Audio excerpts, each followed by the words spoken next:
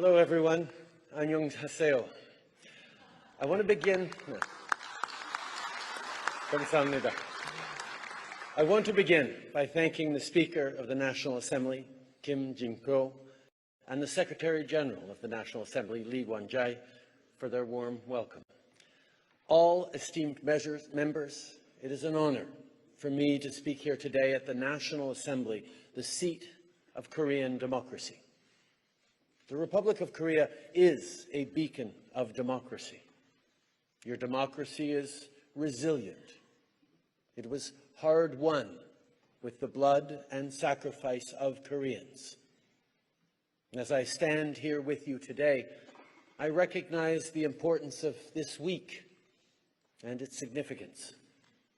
Tomorrow is the anniversary of the Gwangju democratization movement, when 43 years ago, demonstrators, students, workers, and citizens gave voice to a deep-seated desire for democracy. It was a long fight, but ultimately freedom prevailed.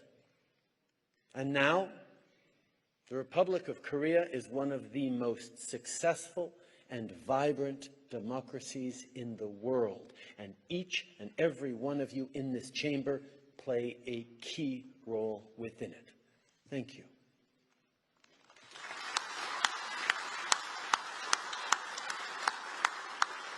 La République de Corée est une des démocraties les plus dynamiques au monde. Je suis très heureux d'être ici avec vous aujourd'hui. Throughout our history, the Republic of Korea and Canada have together faced difficult moments. Between 1950 and 1953, close to 27,000 Canadian soldiers arrived on the Korean peninsula. They fought in the hills above Kapyong Valley. They fought on the front lines around Hill 355. Some of our soldiers were laid to rest at the United Nations Memorial Cemetery in Busan, alongside soldiers from the Republic of Korea and from around the world.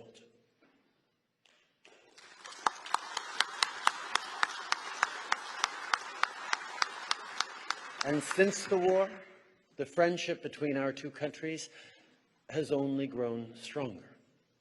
We have deep trade ties, with 8 years of free trade between our economies through the Canada-Korea Free Trade Agreement. We also share dynamic ties between our people, ties that are meaningful for me personally. You see, when my father was Prime Minister, it was he who opened the first Canadian embassy in Seoul in 1973. Well,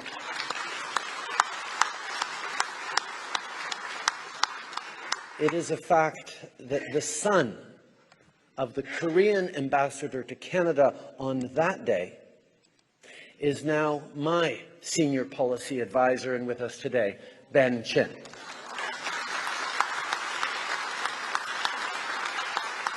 And if you're surprised by this story, you shouldn't be. That's the kind of thing that happens in Canada all the time. Every day, Canadians of Korean origin are enriching and shaping and building a stronger Canada. We have the world's fourth largest Korean diaspora. We welcome thousands of Korean students to our universities every year. Our scientists, innovators, and academics are collaborating to find solutions to common challenges. Our artistic communities are thriving together as well. Canada has embraced the Korean wave, and for many Canadian artists, Korea has become a necessary destination. Kim's Convenience, the story of a Korean-Canadian family, is one of the most beloved TV series in Canada.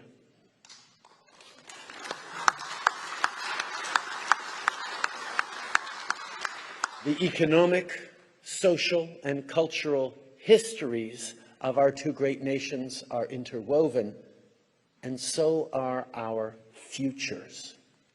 This is why President Yoon and I agreed to upgrade our relationship to a comprehensive strategic partnership with shared priorities, based on common values and interests.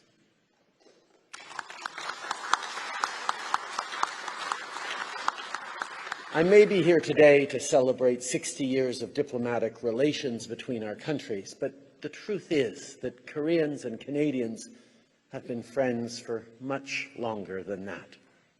I mentioned the war, but I also think of Dr. Frank Schofield, who joined the Korean resistance during the painful decades of colonialism. I visited his grave this morning. I am deeply grateful that you consider him to be one of the Korean patriots. Dr. Schofield's legacy embodies the depth and the strength of our friendship.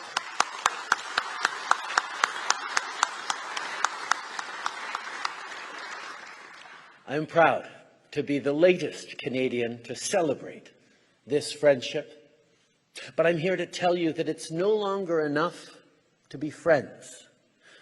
We need to be the best of friends. Aujourd'hui, je suis ici pour vous dire que c'est pas assez de seulement être de bons amis, on doit devenir les meilleurs amis possibles. You see, right now, our world is facing a moment of uncertainty like we've never seen in our lifetimes. We're still reeling from the consequences of an unprecedented global pandemic. The rising cost of living is putting real stress on families. Despite job growth and wage growth, there is a lot of economic anxiety for families. Climate change is having a real and terrifying impact on people's lives. War has returned to Europe with effects on global supply chains and energy markets. Antagonistic states around the world are using our economic interdependence for their own geopolitical advantage. Authoritarianism is gaining ground. You are frontline witnesses to regular military provocations by North Korea that cause instability on the peninsula, in the North Pacific region, and around the world. It has never been more clear that everything is interwoven, that climate policy is economic policy, is security policy, is social policy. Our citizens need us to think strategically and act with urgency. And in this consequential moment, we must find solutions together as the best of friends.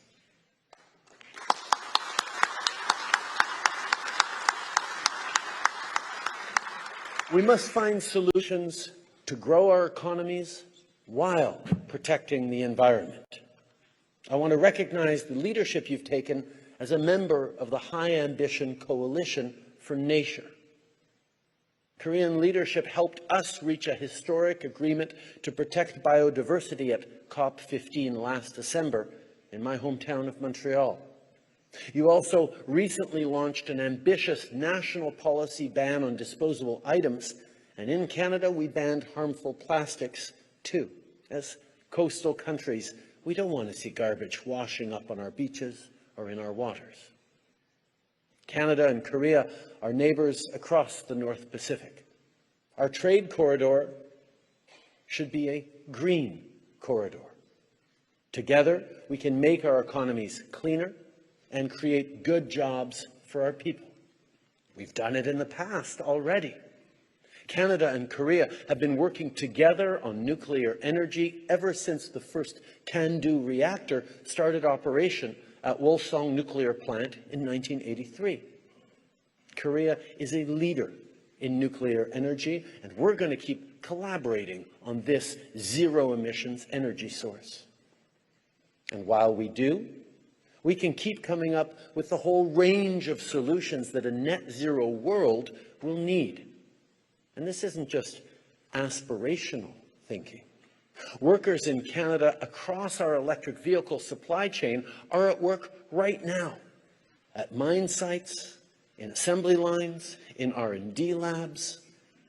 In just the past year, major international companies have announced generational investments in Canada. Some are upgrading and retooling their assembly plants so they can manufacture electric vehicles. Others are going to produce batteries. Batteries represent between 30 and 40% of the production costs of electric vehicles. You know this well, because Korea is already a leader in battery manufacturing. You also know that with global demand for electric vehicles shooting up year after year, this is where the market is going. In Canada, our government saw what was coming with climate change and the trillions of dollars of global investment that were lining up to build the clean economy. We led the way by putting a price on pollution while giving more money back to families. We invested massively in decarbonization projects, like one, for example, that is ensuring Canada will make some of the cleanest steel in the world. And we're continuing to invest to make sure we secure good jobs for Canadians for generations to come. Just back in January, I visited a plant that's getting retooled to build electric vehicles and hybrid cars. I met a worker named Carl, one of the youngest team leaders there. He runs a door manufacturing line for hybrids. Like so many others, Carl worries about the future and whether his job or even his plant will be there for him in a rapidly shifting world. Well, he now knows that because of our government's investments, he'll be able to continue developing his career in his community into the future. But see, I bring up Carl because I know there are Carls right around the world. There are workers just like him here in Korea, in good jobs on assembly lines, who worry that global factors beyond their control, some troublingly close, some on the other side of the world, could lead to economic shifts that could shift them right out of that good job that supports their family. Everywhere, the future is filled with uncertainty and anxiety for our citizens. But when we strengthen our supply chains, when we partner with like-minded allies, when we invest strategically in the economy of tomorrow, our workers, our citizens will all benefit.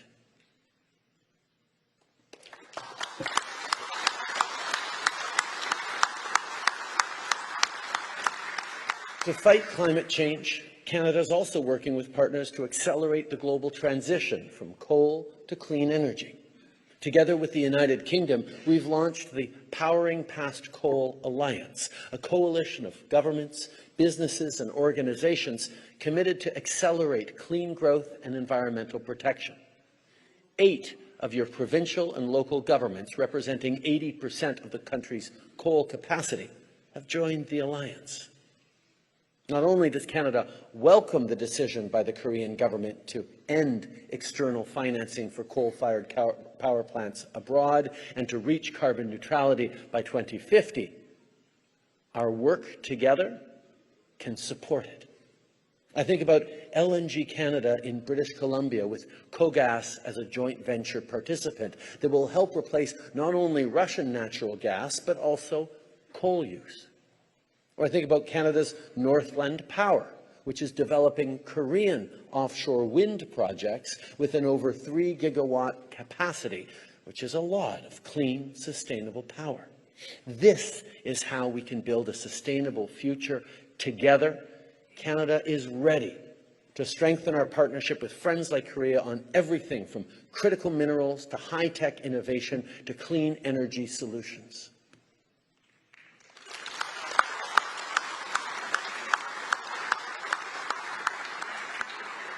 This will be at the core of our discussions later today when I spend a few hours with President Yoon. But as we build clean economies, we have to make sure that everyone benefits. In Canada, we have great resources. We have ambitious, educated workers, and our immigration policies are attracting highly skilled talent. We have the democratic values that make us reliable, especially for partners like Korea, which share these same values and principles.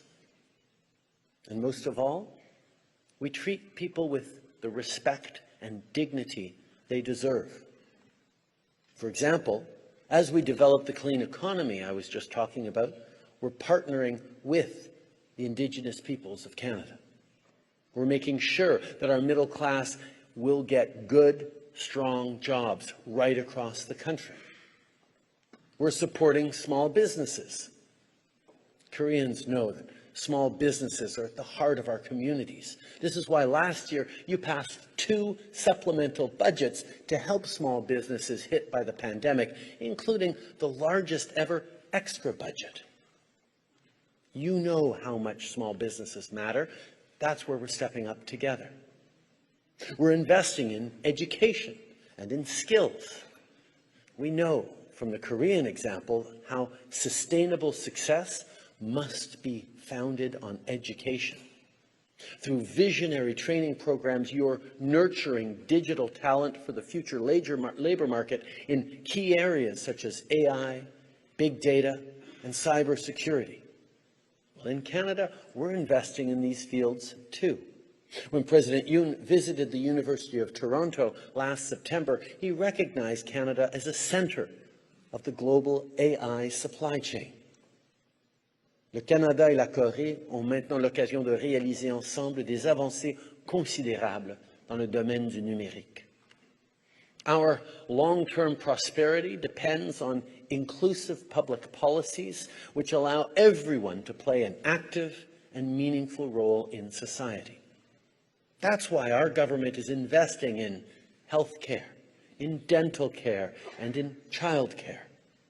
And we're already seeing the results. By rolling out a $10 a day child care program, we've seen women's participation in the economy reach an all-time high. I know that Korea is also working on a plan to expand child care options, because it's so important to support parents in balancing their career and family commitments. Because inclusion, gender equality, and support for families make our societies stronger and make our democracies healthier.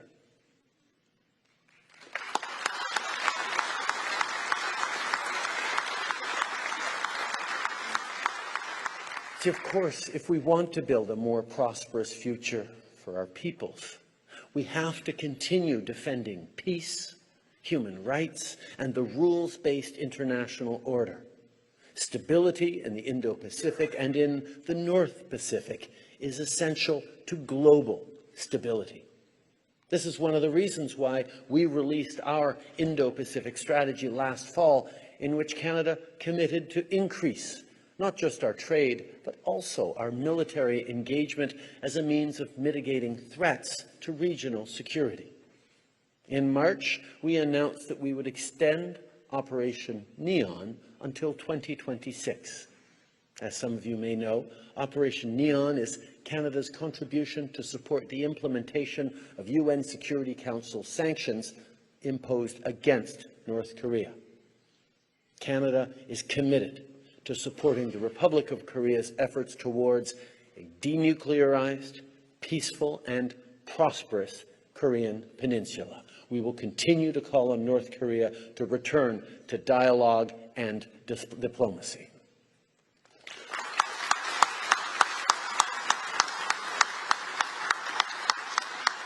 We're also supportive of the work of the UN Office of the High Commissioner for Human Rights, and we're committed to increasing our cooperation with the Republic of Korea to help advancing the human rights situation in North Korea.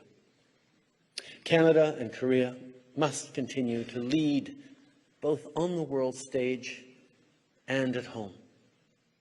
And to lead is to choose. Just like Koreans chose to fight for democracy during the Gwangju democratization movement 43 years ago. Gwangju serves as a reminder that democracy in Korea didn't happen by accident. Democracy never happens by accident. And it certainly doesn't continue without effort. At its best, democracy will always be stronger than authoritarianism. But to be at our best requires constant work. Nativism, cynicism, polarization, misinformation, disinformation, declining voter turnout, these are challenges we're all facing in our countries in one way or another. So as leaders, we need to choose to rebuild trust. When people no longer trust in the idea of progress, the idea that the next generation will do even better than this one, that's when they begin to lose faith in our institutions. The best way to rebuild this trust is to always put people first. To put people's dignity, their rights, their environment, and their future at the center of everything we do as policymakers and as champions of democracy. That's how we deliver on the promise of progress for everyone. And that's how we will meet this consequential moment together.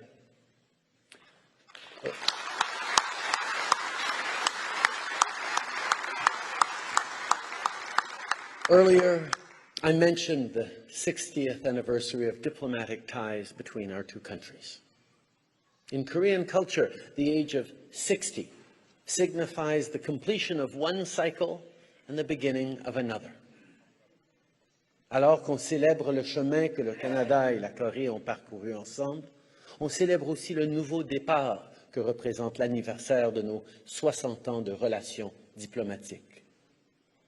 In the spirit of Hwang Gap, let us renew our shared commitment and start a new cycle of peace, prosperity, and sustainability as the very best of friends. 감사합니다. Thank you very much.